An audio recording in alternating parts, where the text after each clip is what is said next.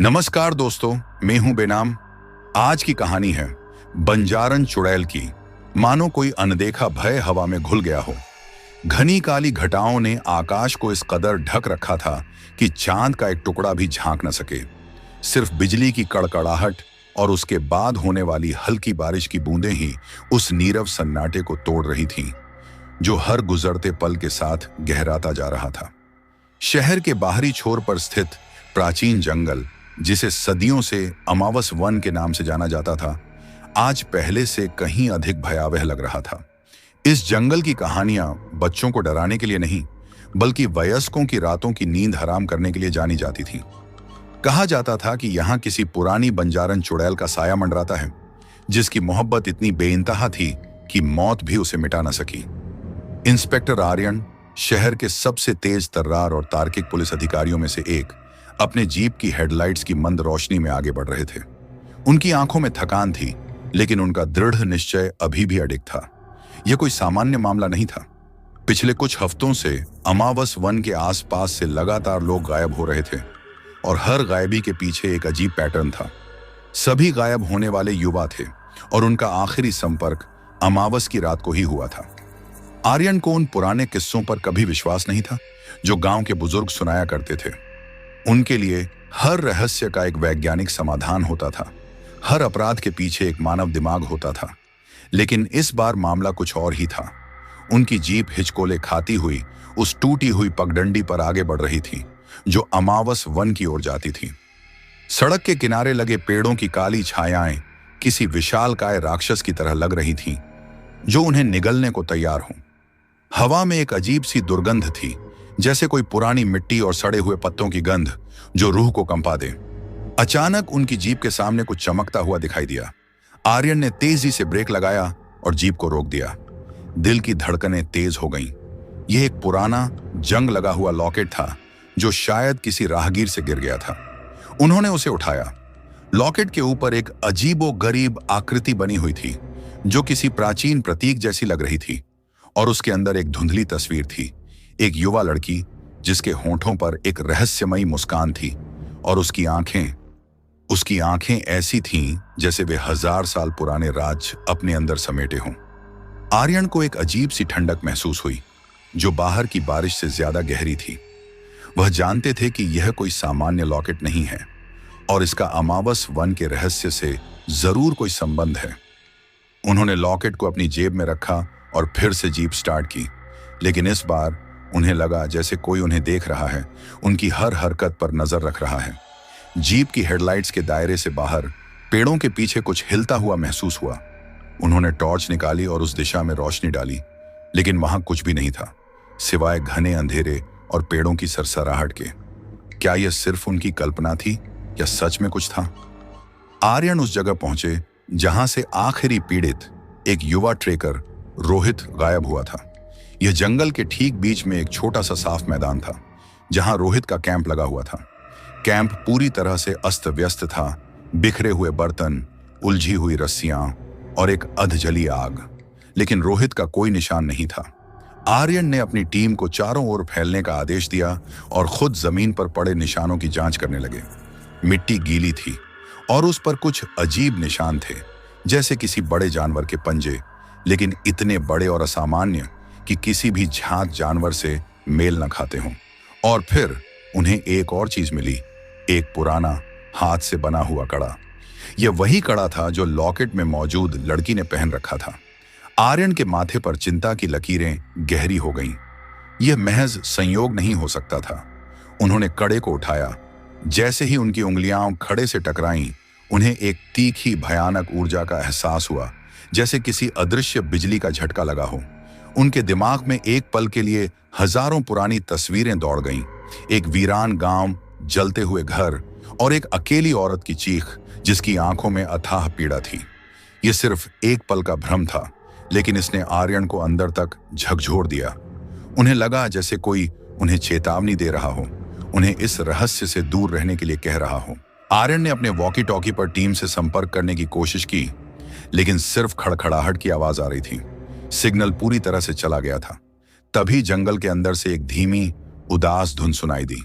ये कोई गाना नहीं था, बल्कि एक ऐसी धुन थी जो रूह को शांत भी कर रही थी और डरा भी रही थी।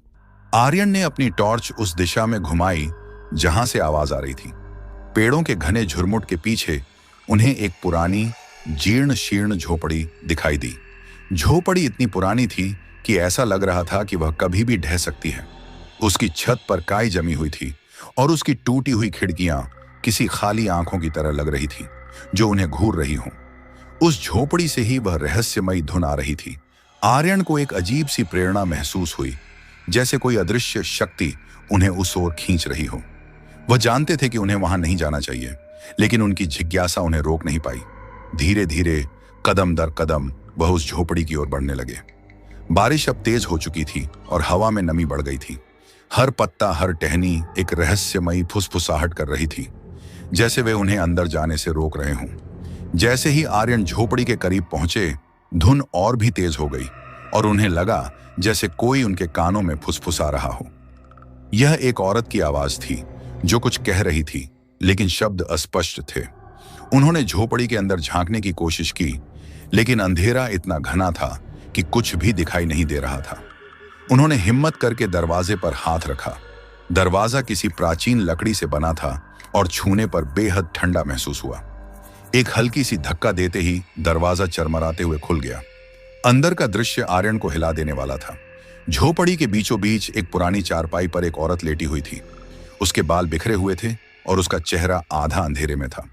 उसने एक पुरानी रंगीन साड़ी पहन रखी थी जो बंजारन स्त्रियों की पहचान थी, लेकिन उसकी आंखें पूरी तरह से सफेद थीं। उनमें कोई पुतली नहीं थी और उनसे एक अजीब सी चमक निकल रही थी। वही धुन अब और भी साफ हो गई थी और आर्यन को महसूस हुआ कि यह धुन उसी औरत से आ रही थी। वह औरत धीरे धीरे मुस्कुराई। उसकी मुस्कान उतनी ही रहस्यमयी थी जितनी कि लॉकेट में मौजूद लड़की की तस्वीर। और फिर उस औरत ने अपनी सफेद आंखों से आर्यन की ओर देखा और एक डरावनी आवाज में कहा, तुम आ गए। मुझे पता था तुम आओगे। मेरी मोहब्बत ने तुम्हें यहां तक खींच ही लिया। और जैसे ही उसने यह कहा, झोपड़ी की सारी रोशनी बुझ गई और आर्यन ने महसूस किया कि कोई अदृश्य शक्ति उन्हें अपनी ओर खींच रही है। उनके गले पर एक ठंडी, बर्फीली पकड़ कस रही है। उनकी आखिरी आवाज हवा में घुल गई, एक चीख जो अनसुनी रह गई। और फिर सब कुछ सन्नाटे में डूब गया, सिवाय उस उदास धुन के जो अब भी झोपड़ी के भीतर से आ रही थी।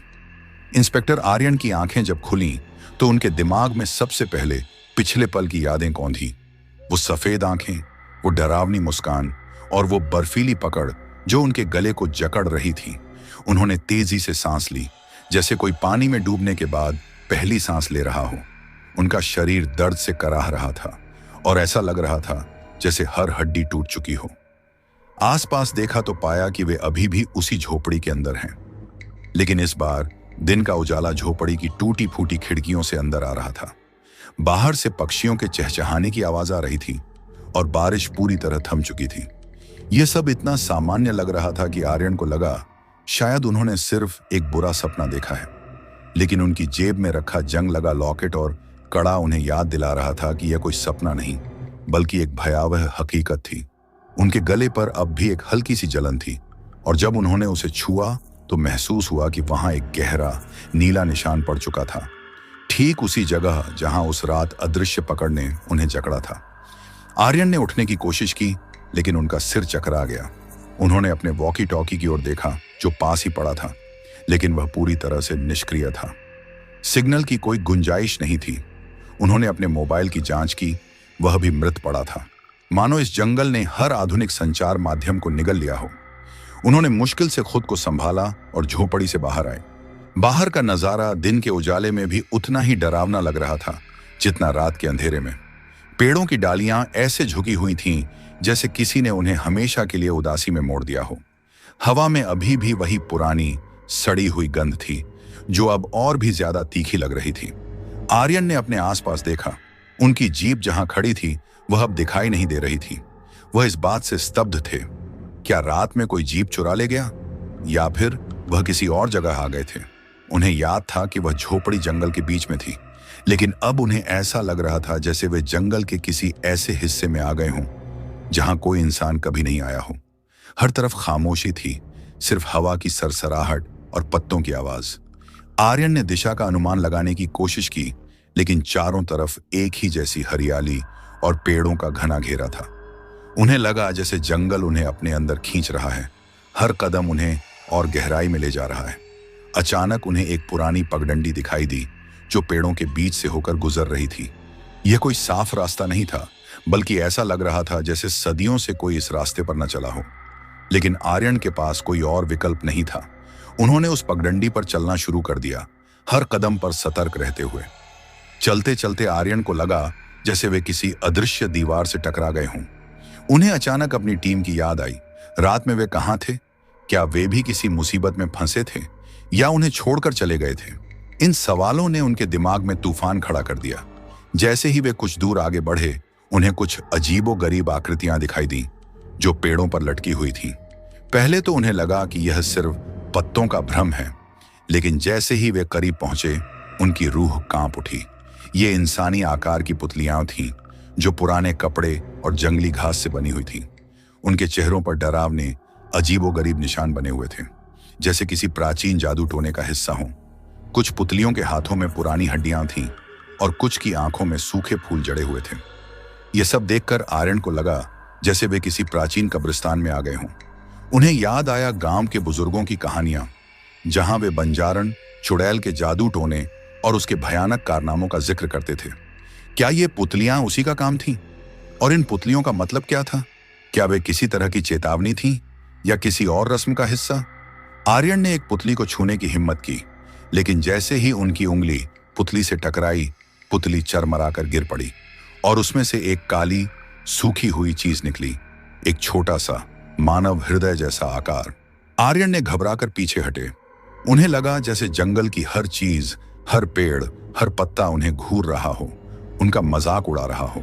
हवा में एक अजीब सी फुसफुसाहट सुनाई दी, जैसे कोई उनके कानों में कुछ कह रहा हो, लेकिन वह समझ नहीं पा रहे थे। लगभग 2 घंटे तक जंगल में भटकने के बाद आर्यन एक पुराने कुएं के पास पहुंचे। कुआं सूखा हुआ था और उसके चारों ओर की दीवारें टूट चुकी थीं। कुएं के पास एक पुराना पत्थर पड़ा था जिस पर कुछ अजीबोगरीब निशान खुदे हुए थे। आर्यन ने ध्यान से देखा। ये निशान वही थे जो लॉकेट पर बने थे, वही प्राचीन प्रतीक। इसका मतलब था कि वे सही रास्ते पर थे, या कम से कम उस रास्ते पर थे जहां से यह रहस्य शुरू हुआ था। कुएं के पास उन्हें कुछ ताजे निशान दिखाई दिए जो हाल ही में मिट्टी पर बने थे। ये निशान वही थे जो उन्होंने रोहित के कैंप के पास देखे थे, बड़े असामान्य पंजे के निशान। इसका मतलब था कि जो भी या जो कुछ भी रोहित को ले गया था, वह अभी भी इस जंगल में मौजूद था और शायद इस कुएं के आसपास ही था। आर्यन ने अपनी टॉर्च निकाली और कुएं के अंदर झांका। अंदर सिर्फ अंधेरा था और एक अजीब सी दुर्गंध आ रही थी। उन्हें लगा जैसे कुएं के अंदर से कोई उन्हें बुला रहा हो। उनके दिमाग में एक विचार कौन था? क्या यह कुआं किसी और दुनिया का रास्ता था? क्या बंजारण चुड़ैल इस कुएं का इस्तेमाल करती थी? उन्होंने अपने बेल्ट से एक रस्सी निकाली और उसे कुएं के मुहाने पर बांध दिया। उन्हें लगा कि शायद कुएं के अंदर उन्हें कोई सुराग मिल जाए, या शायद रोहित का कोई निशान। लेकिन जैसे ही उन्होंने रस्सी पकड़ी, उन्हें एक और भयानक एहसास हुआ। उस जगह पर एक अजीब सी ठंडक थी जो उनकी हड्डियों तक को जमा रही थी। उन्हें लगा जैसे कोई अदृश्य हाथ उन्हें अंदर खींच रहा हो। आर्यन ने हिम्मत करके कुएं में उतरना शुरू किया। अंधेरा इतना घना था कि उन्हें कुछ भी दिखाई नहीं दे रहा था, सिर्फ रस्सी पर उनकी पकड़ थी और उनका साहस। जैसे ही वे थोड़ा नीचे उतरे, उन्हें एक अजीब सी आवाज सुनाई दी, जैसे किसी के रोने की आवाज, जो बहुत दूर से आ रही थी, लेकिन इतनी दर्दनाक कि रूह कांप उठे। यह आवाज उन्हें उसी उदास धुन की याद दिला रही थी जो उन्होंने झोपड़ी में सुनी थी। कुएं की दीवारों पर उन्हें कुछ अजीबोगरीब चित्र खुदे हुए दिखाई दिए जो प्राचीन काल के लग रहे थे। ये चित्र किसी औरत के थे जो अजीबोगरीब मुद्रा में थी और उसके चारों ओर कुछ अदृश्य आकृतियां थीं। आर्यन ने अपनी टॉर्च उन चित्रों पर डाली। चित्रों में एक कहानी छिपी थी, एक खूबसूरत बंजारण लड़की की जिसे किसी जालिम राजा ने धोखे से मार डाला था क्योंकि वह किसी और से प्यार करती थी। चित्रों में दिखाया गया था कि कैसे उसकी मोहब्बत इतनी गहरी थी कि मौत भी उसे मिटा न सकी और वह एक शक्तिशाली चुड़ैल में बदल गई जो अपने प्रेमी की तलाश में भटक रही थी। चित्रों में अंत में दिखाया गया था कि वह चुड़ैल उन सभी लोगों से बदला ले रही थी जो उसके रास्ते में आते थे या उसकी मोहब्बत को समझने में नाकाम रहते थे। यह देखकर आर्यन को एक पल के लिए सब कुछ समझ आ गया। क्यों रोहित और दूसरे लोग गायब हो रहे थे, क्यों यह जंगल इतना भयावह था, और क्यों उस रात झोपड़ी में वह औरत उनसे कुछ कह रही थी। यह बंजारन चुड़ैल की कहानी थी और वे अब उस कहानी का हिस्सा बन चुके थे। जैसे ही आर्यन कुएं के तल पर पहुंचे, उन्हें एक पुरानी सूखी हुई जगह मिली। वहां कोई पानी नहीं था, सिर्फ मिट्टी और कुछ पुरानी हड्डियां बिखरी हुई थीं। हड्डियों के बीच उन्हें एक और चीज मिली, एक पुराना जीर्ण शीर्ण डायरी। डायरी पर धूल जमी हुई थी और उसके पन्ने पीले पड़ चुके थे। यह वही डायरी थी जो रोहित के कैंप में नहीं मिली थी। आर्यन ने डायरी उठाई और उसे खोलने की कोशिश की, लेकिन वह किसी अज्ञात शक्ति द्वारा सील की हुई थी।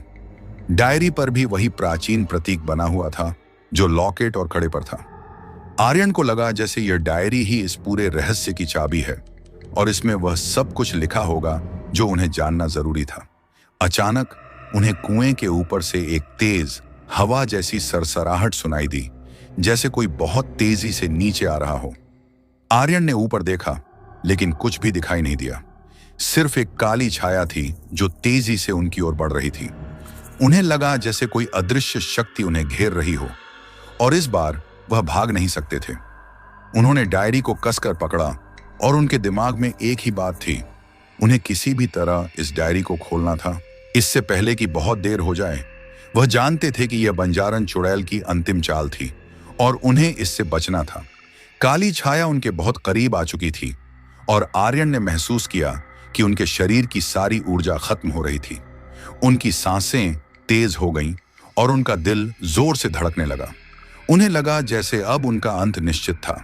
लेकिन तभी डायरी से एक अजीब सी रोशनी निकली और काली छाया एक पल के लिए रुक गई।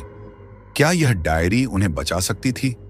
प्रकाश तेज होता गया और आर्यन ने देखा कि डायरी का आवरण हिलने लगा था, जैसे कोई अदृश्य हाथ उसे खोलने की कोशिश कर रहा हो। एक धीमी फुसफुसाहट वाली आवाज उनके कानों में गूंजी, सच अब सामने आएगा। यह आवाज उस औरत की थी जो उन्होंने झोपड़ी में सुनी थी, लेकिन इस बार वह शांत और सौम्य लग रही थी। आर्यन ने डायरी को खोलने की कोशिश की और इस बार वह खुल गई। डायरी के पहले पन्ने पर एक पुरानी धुंधली तस्वीर थी, वही बंजारन लड़की जो लॉकेट में थी, लेकिन इस बार वह अपने प्रेमी के साथ खड़ी थी, जिसके चेहरे पर एक ऐसी मुस्कान थी जो दुनिया के हर दर्द को मिटा सकती थी। तस्वीर के नीचे एक वाक्य लिखा था, मेरी मोहब्बत अमर है और उसकी तलाश मुझे हर युग में खींच लाएगी। आर्यन ने डायरी के पन्ने पलटे और उसमें उन्हें रोहित की हैंडराइटिंग में कुछ लिखा हुआ मिला। रोहित ने इस बंजारन चुड़ैल के बारे में शोध किया था। उसने उन कहानियों को इकट्ठा किया था जो गांव वाले सुनाते थे और उसने उस प्राचीन कुएं और झोपड़ी का पता लगाया था। रोहित ने डायरी में लिखा था कि बंजारन चुड़ैल हर अमावस की रात को अपनी शक्ति का प्रदर्शन करती है और उन युवा दिलों को अपनी ओर खींचती है जो सच्चे प्यार की तलाश में भटक रहे होते हैं। वह ऐसा इसलिए करती है ताकि वह अपने खोए हुए प्रेमी को ढूंढ सके, जिसे वह मानती है कि इन युगों में से किसी एक में फिर से जन्म लेगा। रोहित ने यह भी लिखा था कि चुड़ैल ने उसे क्यों पकड़ा था, क्योंकि रोहित ने उस प्राचीन प्रतीक को छुआ था जो चुड़ैल के प्यार और शक्ति का प्रतीक था, और ऐसा करके उसने उसे उत्तेजित कर दिया था। जैसे ही आर्यन डायरी के आखिरी पन्ने पर पहुंचे, उनकी आंखें फटी रह गईं। आखिरी पन्ने पर रोहित ने लिखा था, मैंने पता लगा लिया है, चुड़ैल ने मुझे इसलिए नहीं मारा क्योंकि मैं उसका प्रतीक छू चुका था, बल्कि इसलिए कि उसने मुझ में अपने प्रेमी की झलक देखी थी। वह अब मुझे अपनी दुनिया में ले जाना चाहती है ताकि वह मेरे अंदर अपने प्रेमी को जीवित कर सके।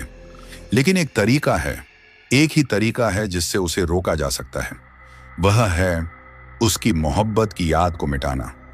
वह इस कुएं में छिपी है और मुझे लगता है कि इंस्पेक्टर आर्यन ही उसका अगला निशाना होंगे, क्योंकि उनके अंदर भी वही वाक्य अधूरा रह गया था और डायरी के नीचे एक और प्राचीन प्रतीक बना हुआ था जो इस बार किसी तावीज जैसा लग रहा था।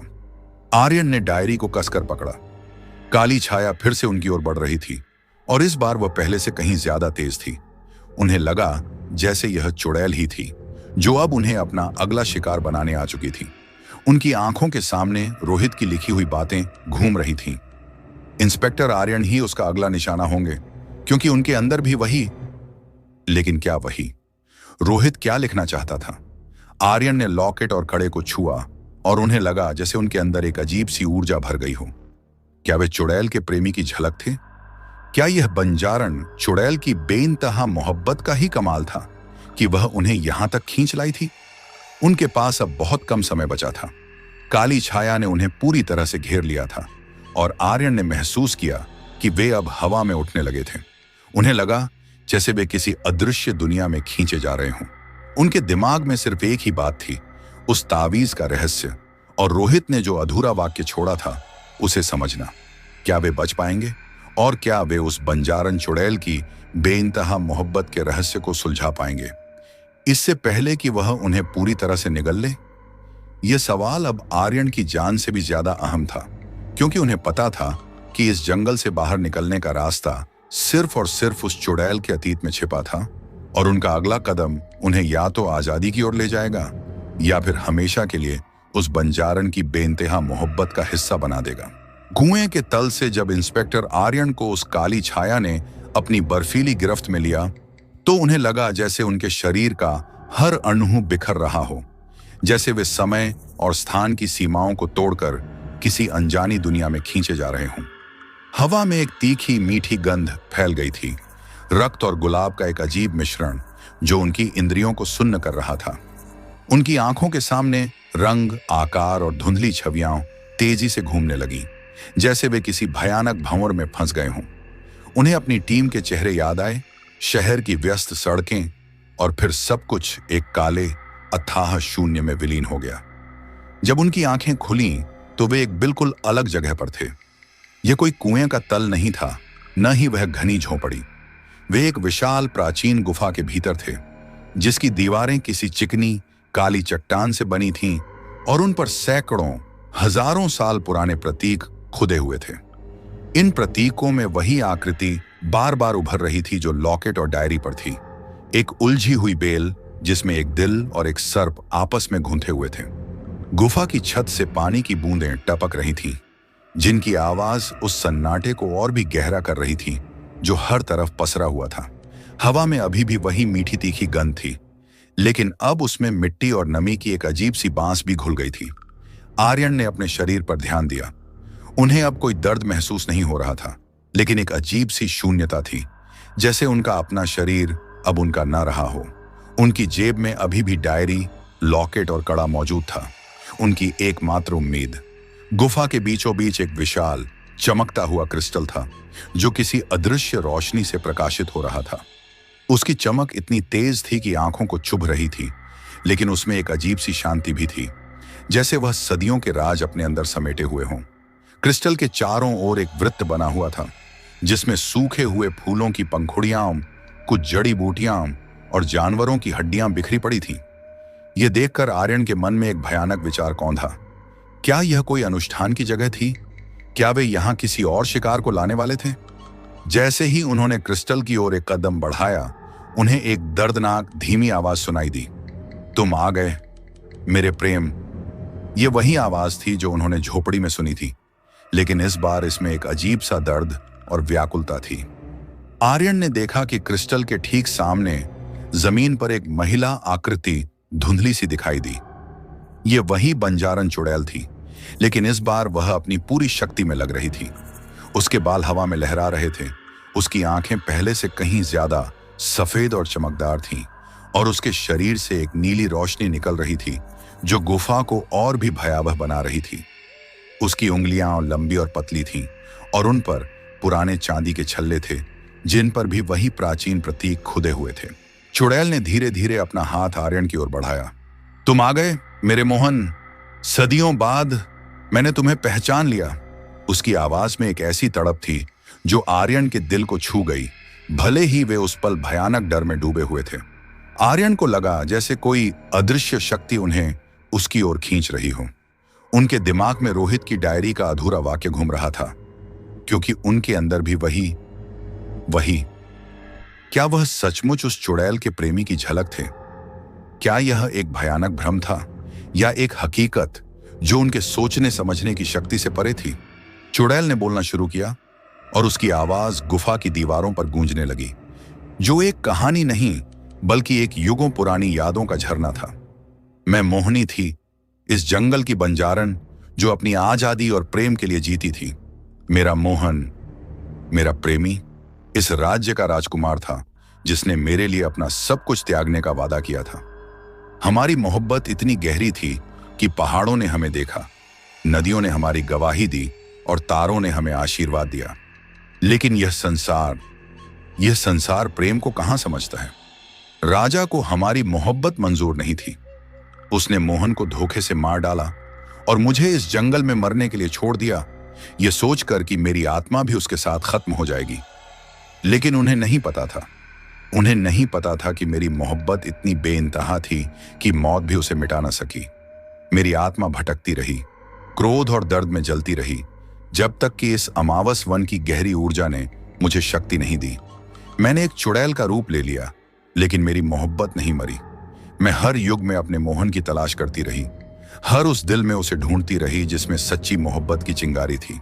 चुड़ैल ने एक लंबी सांस ली और उसकी नीली रोशनी तेज हो गई। मैंने कई आत्माओं को इस जंगल में खींचा, कई दिलों को परखा, लेकिन कोई भी मेरे मोहन जैसा नहीं था। जब रोहित आया तो मैंने उसकी आंखों में एक झलक देखी, एक अजीब सी चमक जो मुझे मेरे मोहन की याद दिला गई। मैंने उसे पकड़ लिया, यह सोचकर कि शायद वही मेरा मोहन है जो फिर से जन्म ले चुका है। लेकिन वह नहीं था। उसकी आत्मा में वह पवित्रता नहीं थी, वह समर्पण नहीं था जो मेरे मोहन में था। और फिर तुम आए, इंस्पेक्टर आर्यन। तुम्हारी आंखों में मैंने वही दृढ़ निश्चय देखा, वही साहस देखा, वही पवित्रता देखी जो मेरे मोहन में थी। तुम ही हो मेरा मोहन, जो इन सदियों बाद मेरे पास लौटे हो।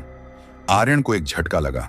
रोहित की डायरी का अधूरा वाक्य अब पूरा हो चुका था, क्योंकि उनके अंदर भी वही पवित्रता है। यह सिर्फ एक भ्रम नहीं था, बल्कि एक भयानक सत्य था जो उनके सामने खुल रहा था। उन्हें लगा जैसे चुड़ैल का दर्द उनके अंदर उतर रहा हो, उनकी आत्मा में घुल रहा हो। उनके दिमाग में तस्वीरें घूम गईं।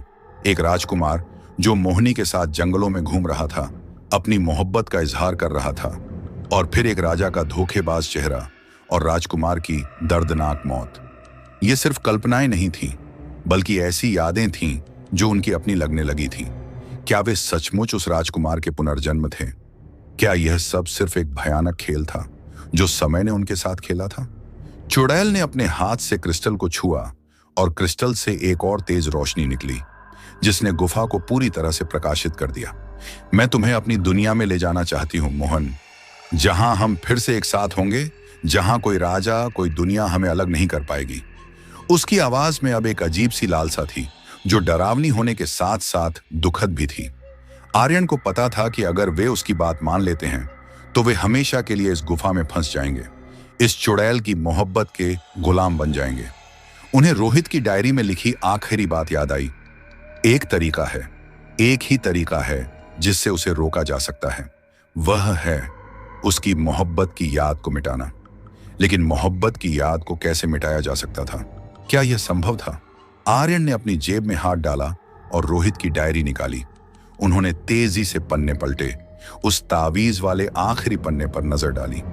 तावीज एक प्राचीन प्रतीक था, जिसके बारे में रोहित ने लिखा था कि यह बंजारन समुदाय का सबसे पवित्र तावीज है, जो पुरानी यादों को मिटाने और बुरी शक्तियों को शांत करने की क्षमता रखता है।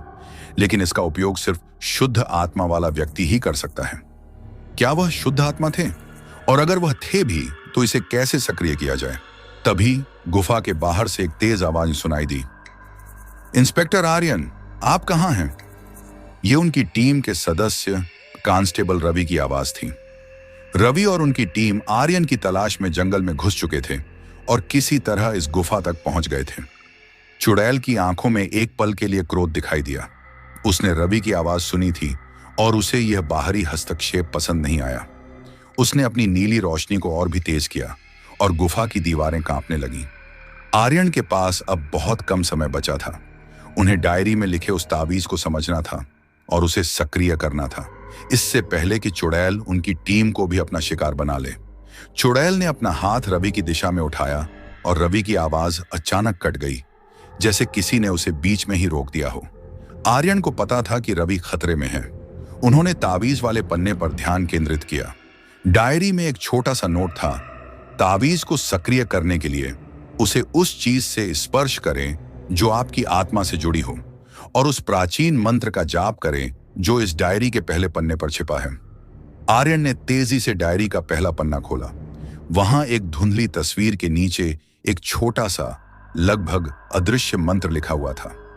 मंत्र प्राचीन भाषा में था, लेकिन आर्यन को लगा जैसे वे उसे समझ रहे हों, जैसे वह उनके दिमाग में पहले से ही गूंज रहा हो। आर्यन ने लॉकेट को अपने हाथ में लिया। यह उनकी आत्मा से जुड़ा हुआ था, उनकी जिज्ञासा का प्रतीक था जिसने उन्हें यहां तक खींचा था। उन्होंने अपनी आंखें बंद की और उस प्राचीन मंत्र का जाप करना शुरू किया।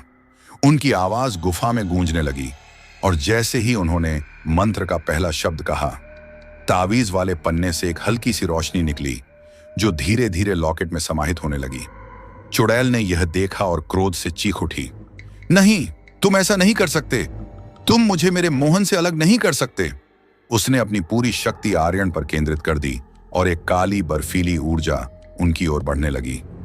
आर्यन ने अपनी पूरी एकाग्रता मंत्र पर लगाई, और जैसे ही उन्होंने मंत्र का आखिरी शब्द कहा, लॉकेट से एक तेज सफेद रोशनी निकली जिसने पूरी गुफा को अपनी चपेट में ले लिया।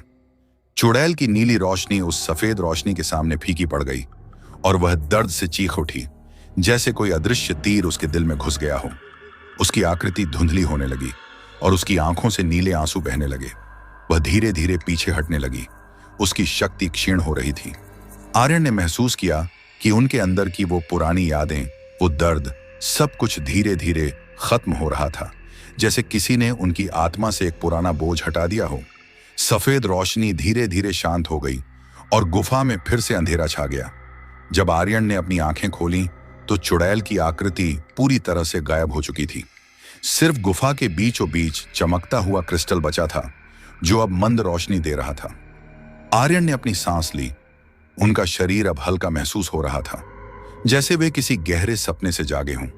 लेकिन गुफा अभी भी वहां थी और रोहित की डायरी अभी भी उनके हाथ में थी, इस बात का प्रमाण कि यह सब हकीकत था।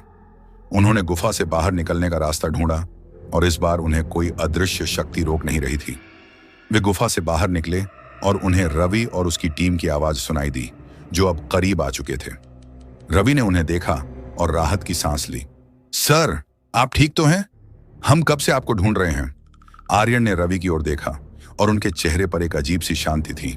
उन्होंने कहा, मैं ठीक हूं रवि, बस कुछ राज सुलझा रहा था।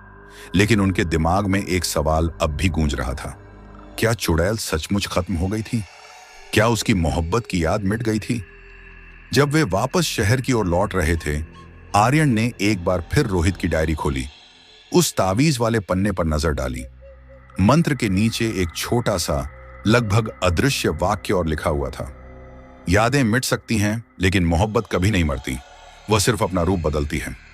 आर्यन के हाथ में मौजूद लॉकेट अचानक हल्का सा गर्म हुआ और उन्हें लगा जैसे उनके दिल में एक अजीब सी उदासी छा गई हो।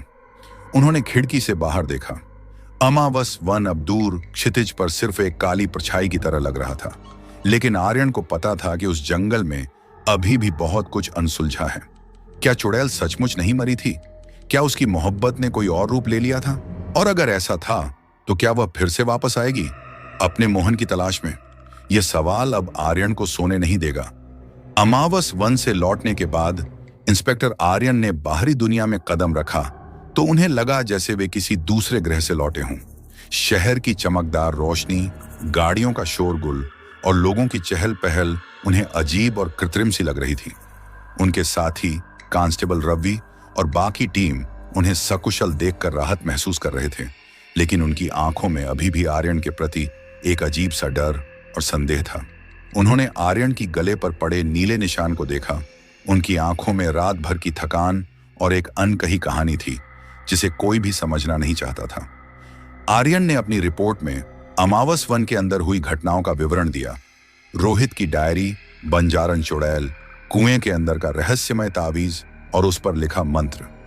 लेकिन उनकी बात सुनकर सभी ने इसे तनाव और थकान का नतीजा समझा। उनके वरिष्ठ अधिकारी डीसीपी शर्मा ने उन्हें कुछ दिनों की छुट्टी लेने की सलाह दी, ये सोचकर कि आर्यन के दिमाग पर जंगल के तनाव का असर हुआ है। आर्यन ने उनकी बात मान ली, लेकिन वे जानते थे कि जो कुछ उन्होंने देखा और महसूस किया था वह किसी भ्रम से कहीं बढ़कर था। उनके हाथ में रोहित की डायरी थी, जिसमें अंतिम पन्ने पर लिखा था, यादें मिट सकती हैं लेकिन मोहब्बत कभी नहीं मरती, वह सिर्फ अपना रूप बदलती है। ये वाक्य आर्यन के दिमाग में लगातार गूंज रहा था, एक भयानक चेतावनी की तरह। उन्हें रात में नींद नहीं आती थी। जब भी वे आंखें बंद करते, उन्हें वो सफेद आंखें, वो उदास धुन और वो बर्फीली पकड़ महसूस होती जो उनके गले को जकड़ रही थी।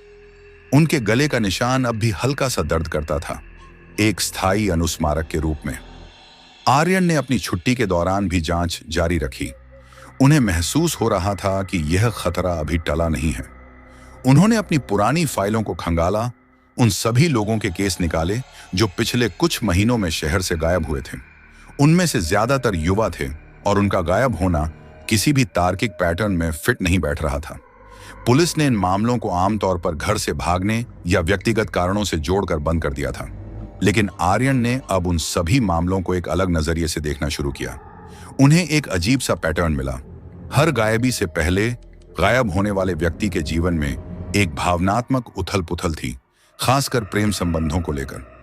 किसी का दिल टूटा था, कोई एक तरफा प्यार में डूबा था, और कुछ ऐसे थे जिनकी मोहब्बत को परिवार या समाज ने ठुकरा दिया था। यह पैटर्न आर्यन के दिमाग में एक भयानक कड़ी जोड़ रहा था। बंजारन चुड़ैल, जो अपने अमर प्रेम की तलाश में भटक रही थी, शायद अब शहर में अपना नया शिकार ढूंढ रही थी।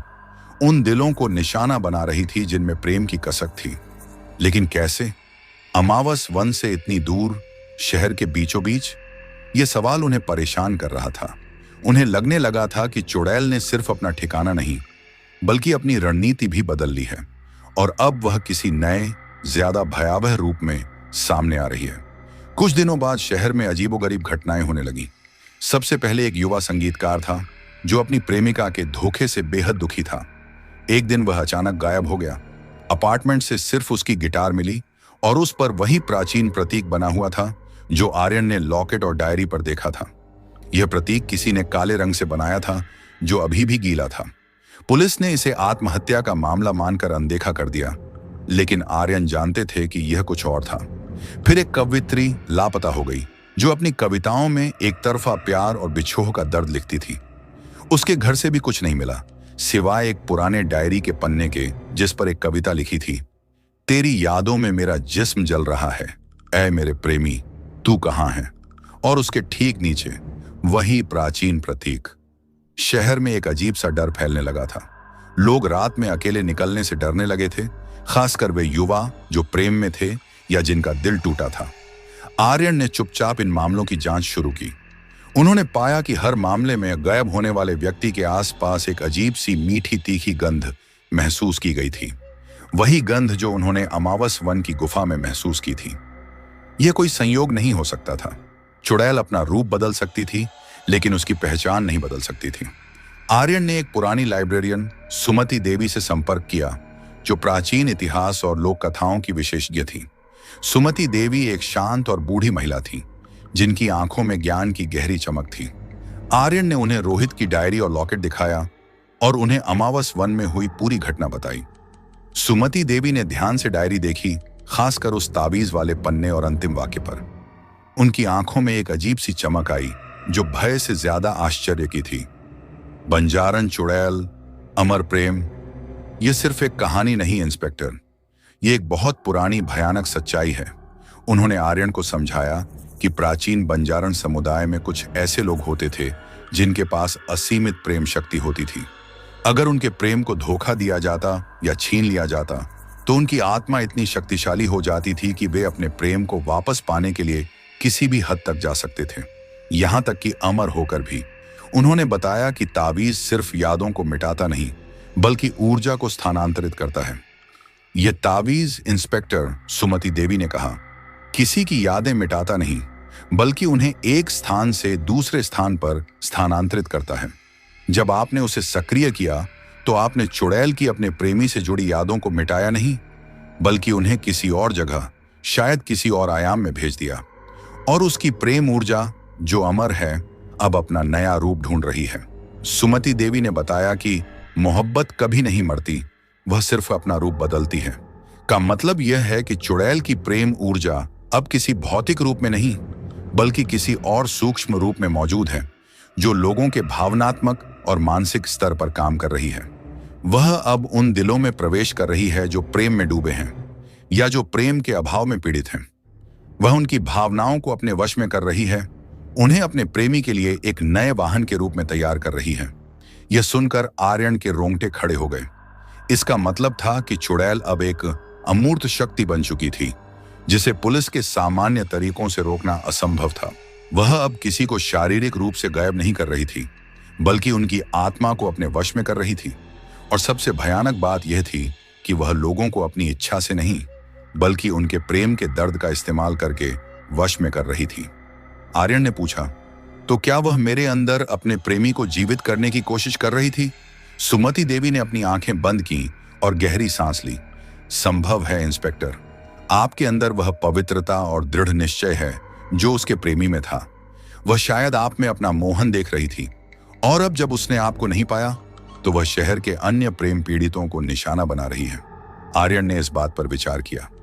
अगर चुड़ैल अब एक अदृश्य शक्ति है जो भावनात्मक रूप से लोगों को प्रभावित कर रही है, तो उसे कैसे रोका जाए? उन्होंने सुमति देवी से पूछा कि क्या इस चुड़ैल को पूरी तरह से नष्ट करने का कोई तरीका है? सुमति देवी ने सिर हिलाया। उसे नष्ट नहीं किया जा सकता इंस्पेक्टर। अमर प्रेम को कैसे नष्ट करेंगे? लेकिन उसे शांत किया जा सकता है, उसे उसकी सच्ची मोहब्बत से मिलाया जा सकता है। उन्होंने बताया कि बंजारन चुड़ैल का असली मकसद किसी को नुकसान पहुंचाना नहीं था, बल्कि अपने प्रेमी को फिर से पाना था। वह सिर्फ अपनी मोहब्बत के लिए भटक रही थी, और उसकी शक्तियां उसके दर्द और क्रोध का परिणाम थी। अगर उसे उसका मोहन मिल जाए तो वह शांत हो जाएगी और उसकी शक्तियां आशीर्वाद में बदल जाएंगी। लेकिन मोहन कहां था? अगर वह आर्यन नहीं थे तो कौन था? और अगर मोहन सचमुच वापस नहीं आ सकता था तो उसे शांत करने का क्या तरीका था? सुमति देवी ने एक और भयानक रहस्य उजागर किया। एक प्राचीन अनुष्ठान है इंस्पेक्टर, जिसके द्वारा अगर उसके प्रेमी की आत्मा को किसी ऐसे व्यक्ति में स्थानांतरित किया जाए जो उसके लिए सबसे उपयुक्त हो, तो चुड़ैल शांत हो सकती है। लेकिन यह अनुष्ठान बहुत खतरनाक है, और इसमें उस व्यक्ति की आत्मा का बलिदान देना पड़ता है जो स्थानांतरण के लिए चुना जाता है। आर्यन ने डर से अपनी सांस रोकी।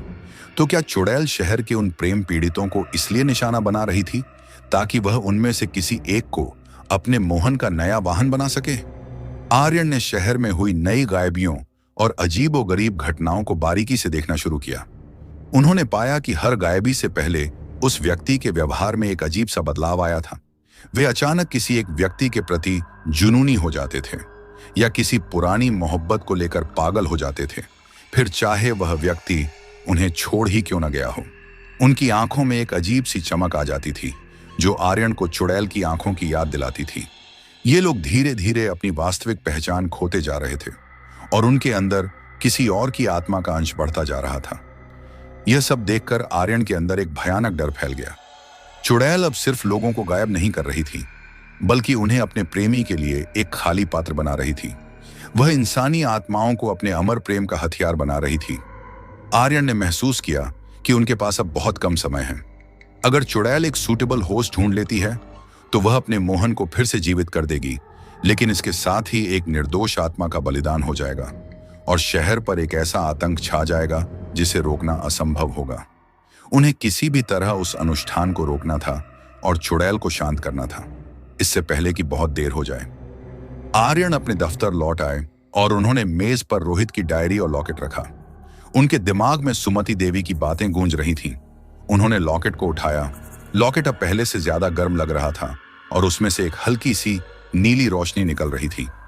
आर्यन ने उसे अपने गले पर रखा और उन्हें लगा जैसे उनके अंदर एक अजीब सी ऊर्जा भर गई हो जो उन्हें चुड़ैल की भावनाओं से जोड़ रही हो। उन्हें एक पल के लिए मोहिनी का दर्द महसूस हुआ, 1000 साल का इंतजार, एक अधूरी मोहब्बत और एक आत्मा का शाप। यह दर्द इतना गहरा था कि आर्यन की आंखों में आंसू आ गए। उन्हें लगा जैसे वे भी मोहिनी के प्रेमी के लिए तड़प रहे हों। यह चुड़ैल की शक्ति थी जो उन्हें प्रभावित कर रही थी, या सचमुच वे उस राजकुमार के पुनर्जन्म थे? यह सवाल अब उन्हें अंदर तक परेशान कर रहा था। उन्हें पता था कि उन्हें इस सवाल का जवाब ढूंढना होगा, इससे पहले कि चुड़ैल अपने मकसद में कामयाब हो जाए। एक रात आर्यन अपने दफ्तर में अकेले बैठे थे। बाहर तेज हवा चल रही थी और बिजली कड़क रही थी। अचानक उनके कंप्यूटर पर एक अजीब सा वीडियो प्ले होने लगा। यह एक पुराना धुंधला वीडियो था जिसमें एक युवा जोड़ा एक जंगल में घूम रहा था, एक दूसरे से प्यार का इजहार कर रहा था। वीडियो में लड़की मोहिनी जैसी लग रही थी और लड़का आर्यन जैसा लग रहा था। यह वीडियो कहां से आया और यह क्यों प्ले हो रहा था? आर्यन ने देखा कि वीडियो के कोने में एक छोटा सा प्राचीन प्रतीक बना हुआ था जो धीरे धीरे चमक रहा था। जैसे ही वीडियो आगे बढ़ा, वीडियो में अचानक एक राजा की आकृति दिखाई दी जो उन पर तलवार से वार कर रहा था, और फिर सब कुछ अंधेरे में डूब गया। आर्यन को लगा जैसे किसी ने उनके दिल को निचोड़ लिया हो। यह सिर्फ एक वीडियो नहीं था, बल्कि एक याद थी, एक भयानक सच जो उनके सामने खुल रहा था। क्या वे सचमुच मोहन थे? और अगर हां, तो क्या वे मोहिनी को शांत कर सकते थे? तभी दफ्तर की लाइटें अचानक फ्लिकरिंग करने लगीं और हवा में वही मीठी तीखी गंध फैल गई। आर्यन ने अपने आसपास देखा।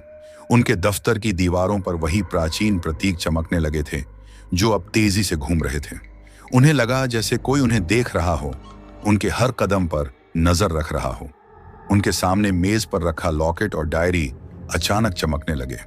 आर्यन ने लॉकेट को उठाया। लॉकेट से निकलती रोशनी अब इतनी तेज थी कि उनकी आंखें चौंधिया गईं। उन्हें लगा जैसे वे किसी अदृश्य शक्ति के भंवर में खींचे जा रहे हों। उनके कानों में एक धीमी उदास धुन सुनाई दी जो पहले से कहीं ज्यादा नजदीक थी। यह बंजारन चुड़ैल की धुन थी जो अब शहर के बीचों बीच मंडरा रही थी। आर्यन ने दरवाजे की ओर देखा।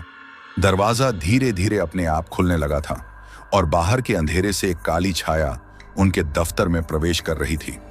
यह कोई अमूर्त शक्ति नहीं थी, बल्कि एक भौतिक रूप था जो धीरे धीरे आकार ले रहा था। यह चुड़ैल ही थी जो अब अपनी पूरी शक्ति और क्रोध के साथ वापस आ चुकी थी, और इस बार वह किसी और को नहीं बल्कि आर्यन को अपना शिकार बनाने आई थी। उसके सफेद आंखों में एक अजीब सी चमक थी जो प्रेम और प्रतिशोध का मिश्रण थी। आर्यन ने महसूस किया कि उनके पास अब भागने का कोई रास्ता नहीं था। यह उनके और चुड़ैल के बीच की अंतिम लड़ाई थी, एक ऐसी लड़ाई जिसमें या तो प्रेम की अमरता की जीत होगी या फिर एक आत्मा हमेशा के लिए अंधेरे में खो जाएगी।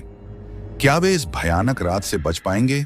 इंस्पेक्टर आर्यन के दफ्तर का दरवाजा जब अपने आप चरमराते हुए खुला और बाहर के अथाह अंधेरे से एक काली छाया ने आकार लेना शुरू किया, तो उन्हें लगा जैसे उनका दिल जोरों से धड़कते हुए उनकी पसलियों से बाहर आ जाएगा। यह कोई भ्रम नहीं था, न ही कोई मानसिक थकान का नतीजा। उनके सामने धीरे धीरे उस भयावह चुड़ैल का भौतिक रूप उभर रहा था, जिसकी सफेद आंखें अब क्रोध और एक अजीब सी आतुरता से चमक रही थीं। हवा में वही मीठी तीखी गंध तेज हो गई थी और दफ्तर की दीवारें, जिन पर प्राचीन प्रतीक अब तेजी से चमक रहे थे, उन्हें किसी प्राचीन मंदिर की याद दिला रही थी जहां कोई भयावह अनुष्ठान होने वाला हो। आर्यन के हाथ में थमा लॉकेट अब अत्यधिक गर्म हो चुका था, जैसे उसके अंदर कोई जलती हुई आत्मा कैद हो। उन्हें महसूस हुआ कि यह अंतिम क्षण है, वह पल जिसका इंतजार सदियों से किया जा रहा था। चुड़ैल का पूरा रूप सामने आ चुका था, एक लंबी दुबली पतली आकृति जिसकी बिखरी हुई जुल्फें हवा में किसी नागिन की तरह लहरा रही थीं और उसके होंठों पर एक भयानक लेकिन दुखद मुस्कान थी। तुम आ ही गए मेरे मोहन। उसकी आवाज पहले से कहीं ज्यादा गहरी और गूंजने वाली थी, जैसे वह दफ्तर की हर चीज में समाहित हो चुकी हो। सदियों का इंतजार अब खत्म होने वाला है। आर्यन ने अपनी सांस रोकी। उनके दिमाग में रोहित की डायरी और सुमति देवी की बातें घूम रही थीं। मोहब्बत कभी नहीं मरती, वह सिर्फ अपना रूप बदलती है, और एक ही तरीका है जिससे उसे रोका जा सकता है, उसकी मोहब्बत की याद को मिटाना। लेकिन अब उन्हें पता था कि यादें मिटाना सिर्फ एक अस्थायी समाधान था, क्योंकि चुड़ैल की प्रेम ऊर्जा अमर थी। चुड़ैल ने एक धीमा नृत्य जैसा कदम आर्यन की ओर बढ़ाया। उसके हर कदम के साथ दफ्तर में रखी फाइलें और कागज हवा में लहराने लगे, जैसे वे किसी अदृश्य भंवर में फंस गए हों। उसकी आंखों में एक अजीब सी चमक थी जो आर्यन को अपनी ओर खींच रही थी। आर्यन को लगा जैसे उनका शरीर उनका कहना नहीं मान रहा हो, जैसे कोई अदृश्य शक्ति उन्हें चुड़ैल की ओर धकेल रही हो। उनके दिमाग में एक साथ हजारों यादें तेजी से घूमने लगीं। एक राजकुमार का चेहरा, जंगल में मोहिनी के साथ बिताए पल, एक वफादार घोड़े की सवारी, और फिर एक धोखेबाज राजा की तलवार और एक दर्दनाक अंत। ये सिर्फ पुरानी यादें नहीं थीं, बल्कि आर्यन को लगा जैसे वे उनके अपने जीवन के अनुभव हों। तुम सचमुच मोहन हो, चुड़ैल ने फुसफुसाया, जैसे उसने आर्यन के दिमाग में चल रहे विचारों को पढ़ लिया हो। तुम्हारी आत्मा में वही पवित्रता है, वही प्रेम है जो सदियों पहले था। उसने अपना हाथ आर्यन की ओर बढ़ाया। उसकी उंगलियां लंबी और ठंडी थीं। आओ मेरे मोहन, हमारे अधूरे प्रेम को पूरा करें। हम इस नश्वर संसार से दूर एक ऐसी दुनिया में जाएंगे जहां सिर्फ हमारा प्रेम होगा, जहां कोई हमें जुदा नहीं कर पाएगा। आर्यन को पता था कि अगर वे उसके स्पर्श को स्वीकार कर लेते हैं तो उनकी अपनी पहचान हमेशा के लिए खत्म हो जाएगी और वे सिर्फ मोहन के एक नए रूप में बदल जाएंगे। उन्हें शहर के उन लोगों की याद आई जिनकी आत्माओं को चुड़ैल ने अपने वश में कर लिया था। उनकी आंखों में वो खालीपन। वह अपनी पहचान नहीं खो सकते थे। वह इस शहर को इस आतंक के हवाले नहीं छोड़ सकते थे। आर्यन ने अपने अंदर बची हुई आखिरी शक्ति को इकट्ठा किया। उनके हाथ में लॉकेट था और उन्हें रोहित की डायरी में लिखा वो प्राचीन ताबीज याद आया, जिसके बारे में सुमति देवी ने कहा था कि वह ऊर्जा को स्थानांतरित करता है। उन्होंने अपनी आंखें बंद की और अपनी आत्मा की गहराई में झांका। उन्हें पता था कि इस चुड़ैल को हराने का एक ही तरीका था, उसकी मोहब्बत को समझना और उसे वो शांति देना जिसकी उसे जरूरत थी। यह कोई शारीरिक लड़ाई नहीं थी, बल्कि आत्माओं की लड़ाई थी, प्रेम और मुक्ति की लड़ाई। उन्होंने मंत्र का जाप करना शुरू किया, वही मंत्र जो उन्होंने कुएं में पढ़ा था। इस बार उनकी आवाज में डर नहीं, बल्कि एक दृढ़ संकल्प था। जैसे ही उन्होंने मंत्र का पहला शब्द कहा, लॉकेट से सफेद रोशनी और तेज हो गई और उसने चुड़ैल की काली छाया को पीछे धकेलना शुरू कर दिया। चुड़ैल दर्द से चीख उठी, नहीं, तुम मुझे धोखा नहीं दे सकते, तुम मेरे मोहन हो। उसकी आवाज में दर्द, क्रोध और निराशा का मिश्रण था। लेकिन आर्यन रुके नहीं।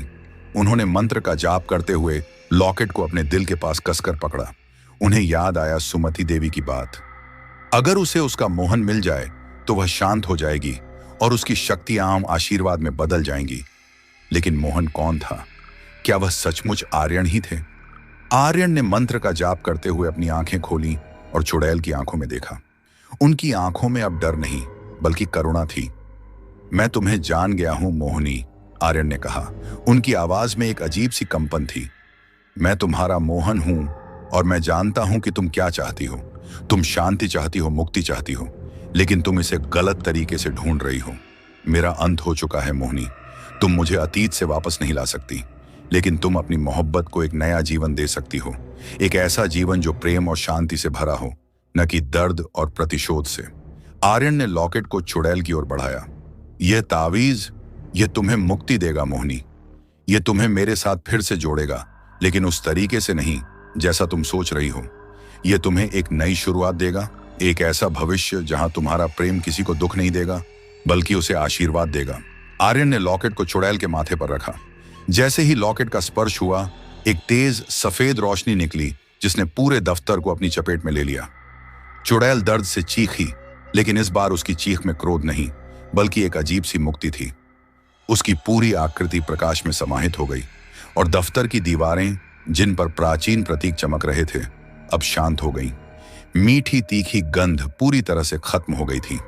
जब रोशनी शांत हुई तो चुड़ैल पूरी तरह से गायब हो चुकी थी। उसके स्थान पर जमीन पर सिर्फ लॉकेट पड़ा था, जो अब ठंडा और सामान्य था। आर्यन ने अपनी सांस ली। उनके शरीर से एक अजीब सा बोझ हट गया था और उन्हें शांति महसूस हो रही थी, लेकिन एक गहरी उदासी भी थी। उन्होंने लॉकेट उठाया। उसमें मौजूद बंजारन लड़की की तस्वीर अब पहले से कहीं ज्यादा साफ थी और उसके होंठों पर एक शांत, पवित्र मुस्कान थी। उसके आंखों में अब कोई क्रोध या प्रतिशोध नहीं था, सिर्फ शांति और एक अजीब सी स्वीकृति थी। क्या चुड़ैल सचमुच शांत हो गई थी?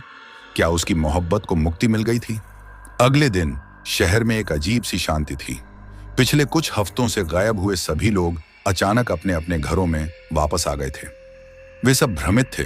उन्हें याद नहीं था कि वे कहाँ गए थे या उनके साथ क्या हुआ था, लेकिन उनकी आंखों में अब कोई खालीपन नहीं था। उनके अंदर की वह जुनूनी मोहब्बत या दर्द भी शांत हो चुका था। ऐसा लग रहा था जैसे किसी ने उनके दिमाग से एक बुरा सपना मिटा दिया हो। पुलिस ने इसे एक सामूहिक हिस्टीरिया का मामला बताया, जो शहर के तनाव और अफवाहों के कारण हुआ था। लेकिन आर्यन जानते थे कि यह बंजारण चुड़ैल की मुक्ति का परिणाम था। उन्होंने सुमति देवी से संपर्क किया और उन्हें पूरी घटना बताई। सुमति देवी ने सब कुछ सुनकर राहत की सांस ली। तुमने उसे शांत कर दिया, इंस्पेक्टर।